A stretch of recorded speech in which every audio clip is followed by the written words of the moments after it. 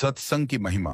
एक बार देवर्षि नारद भगवान विष्णु के पास गए और प्रणाम करते हुए बोले, भगवान, मुझे सत्संग की महिमा सुनाइए।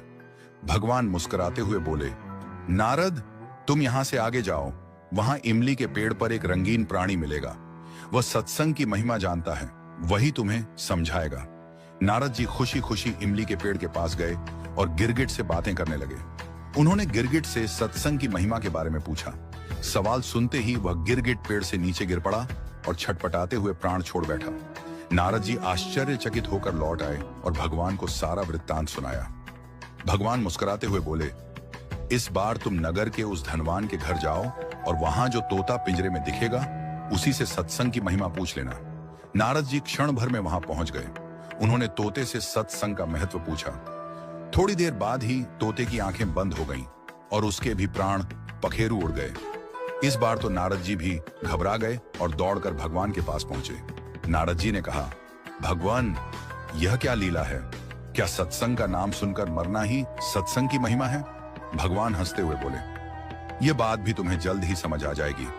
इस बार तुम नगर के राजा के महल में जाओ और उसके नवजात पुत्र से अपना प्रश्न पूछो। नारद जी थर थर कांपने लगे और बोले, अभी तक तो पक्षी ही अपने प्राण छोड़ रहे थे। इस बार यदि वह नवजात राजपुत्र मर गया तो राजा मुझे जीवित नहीं छोड़ेगा। भगवान ने नारद जी को अभयदान दिया। नारद जी ने हिम्मत जुटाई और राजमहल में आए। वहां उनका बड़ा सत्कार किया गया। अब तक राजा को कोई संतान नहीं थी, अतः पुत्र के जन्म पर बड़े आनंद उल्लास से उत्सव मनाया जा रहा था। नारद जी ने डरते डरते राजा से पुत्र के बारे में पूछा। उन्हें राजपुत्र के पास ले जाया गया। पसीने से तरबतर, मन ही मन श्री हरि का नाम लेते हुए नारद जी ने राजपुत्र से सत्संग की महिमा का प्रश्न किया।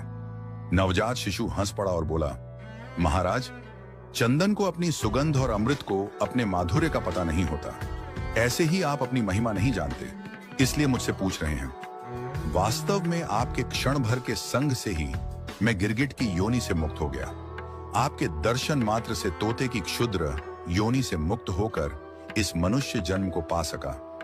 आपके साथ थोड़े से समय के सत्संग से मेरी कितनी ही योनियां कट गईं और मैं सीधे मानव तन में ही नहीं पहुंचा, अपितु राजपुत्र भी बना। यह सत्संग का ही अद्भुत प्रभाव है। हे देव, अब मुझे आशीर्वाद दें कि मैं मनुष्य जन्म के परम लक्ष्य को पा सकूं। और बालक ने भगवान का नाम जपा, ओम नमो भगवते वासुदेवाय। भगवान विष्णु दूर वैकुंठ में मुस्कुरा रहे थे। उनकी मुस्कान में यह संदेश छिपा था, जितना समय तुम भगवान और भक्तों की संगति में बिताओगे, उतना ही जल्दी तुम्हारे भीतर का अंधकार मिटेगा। सत्संग